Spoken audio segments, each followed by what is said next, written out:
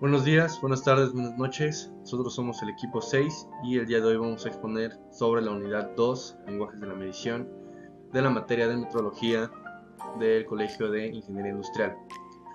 El equipo está conformado por Leal Martínez Víctor Eduardo, Juárez Hernández Daniel Alejandra, Jiménez Carezo Arturo, Loaiza Hernández Isaí y su servidor Nascurain Ronson Alexander Vladimir.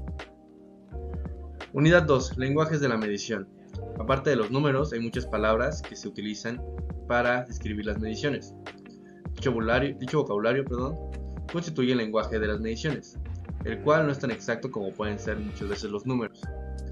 En algunos de los casos, los términos llegan a ser confusos, se les usa impropiamente o incluso se les desconoce en la rutina diaria del taller.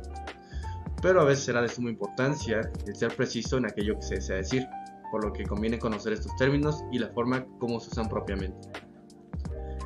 Factores en la medición. Los factores son aquellos datos e inconsistencias que deben ser tomados en cuenta al momento de realizar una medición para conseguir resultados precisos. Se pueden reducir las inconsistencias a partir del seguimiento de distintas normas que aseguran la medición correcta. Y las normas son medidas de referencia que utilizamos para obtener medidas desconocidas. Usualmente usamos el sistema de pulgada o centímetro a partir de estándares como reglas, micrómetros u otros objetos de referencia. Punto de referencia. Es el punto donde comienza la medición. Es básicamente, si tenemos un metro o una regla, es donde apoyamos el centímetro cero para comenzar la medición.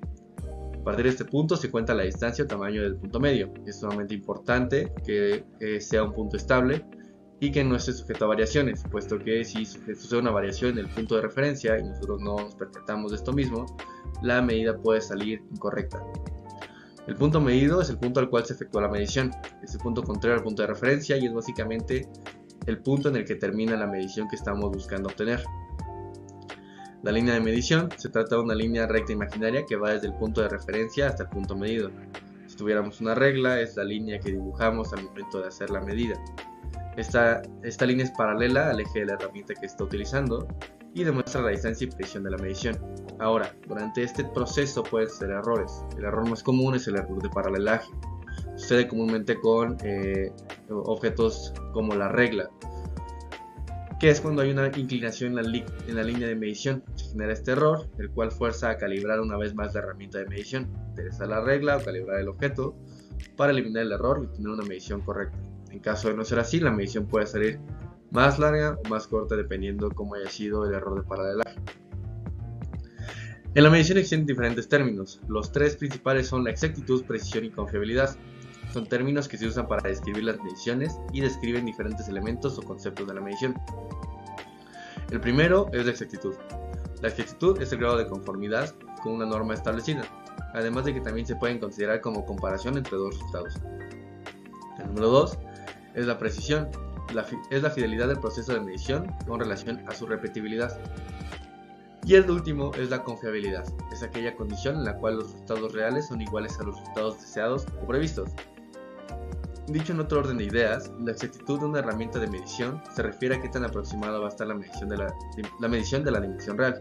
Si tuviésemos una regla y buscamos medir un objeto de 15 centímetros y la medida nos sale como que el objeto mide 14.99, esa es la confiabilidad, esa es la exactitud, que es la medida más aproximada que salió a la medida real del objeto. La precisión determina qué tanto se pueden repetir las mediciones idénticas.